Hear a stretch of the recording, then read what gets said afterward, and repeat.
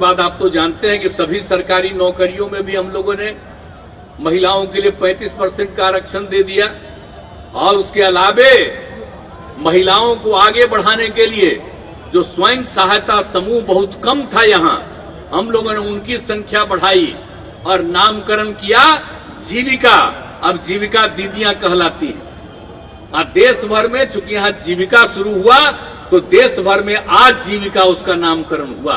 तो आप जरा समझ लीजिए अब कितनी बड़ी संख्या में जीविका दीदियां हैं और जो स्वयं सहायता समूह है उसकी कितनी बड़ी संख्या, 1,30,00,000 के करीब एक ये जो है स्वयं सहायता समूह में महिलाएं।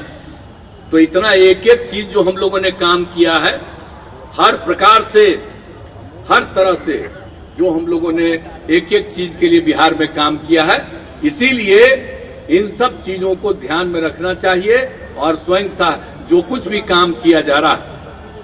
और उसके अलावा हम लोग तो हर स्टेज में बढ़ाए हैं। अब हर घर नल का जल, पक्की गली नाली का निर्माण, हर घर बिजली, शौचालय, कौन सा काम नहीं किया गया। और लोगों को आगे बढ़ाने के लिए स्टूडेंट क्रेडिट कार्ड योजना, स्वयं सहायता भत्ता, कौशल प्रशिक्षण, ये सब काम जो किया जा रहा है।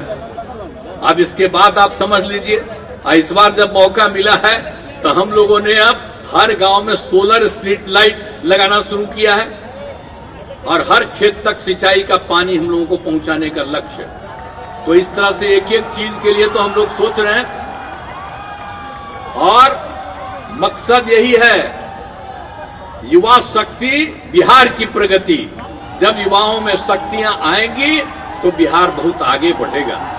इसीलिए आप सब लोगों को हम यही कहेंगे और आप जानते ही हैं किस तरह से लोगों को मदद दिया जा रहा है। शुरू तो किया था SC ST के लिए, बाद में हम लोगों ने कर दिया अति पिछड़े के लिए भी और अब तो हम लोगों ने सबके लिए कर दिया है, चाहे सारी महिलाओं के लिए भी या अपर कास्ट या बैकवर्ड हैं उन सब लोगों के लिए भी कर दिया।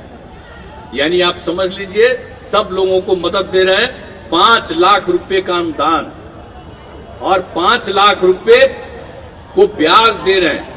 तो सिर्फ जो अपर कास्ट और बैकवर्ड है उनको सिर्फ 1%, बाकी सारे महिलाओं को, SC ST अति पिछड़ा को, तो ये SC ST अति पिछड़ा का तो पहले ही से कर दिए थे हम लोग।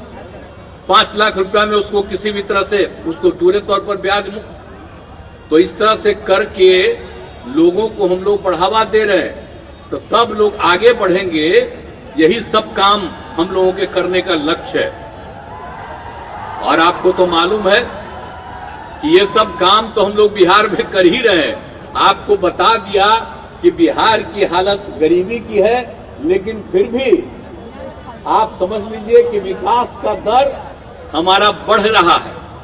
2009 से ही विकास का दर बढ़ने लगा है और कोई कोई साल तो हाईएस्ट था। तो इस तरह से बिहार का दर बढ़ रहा, लेकिन इतना मेहनत करने के बाद और सब कुछ करने के बाद तो अभी तो स्थिति नहीं न है जी।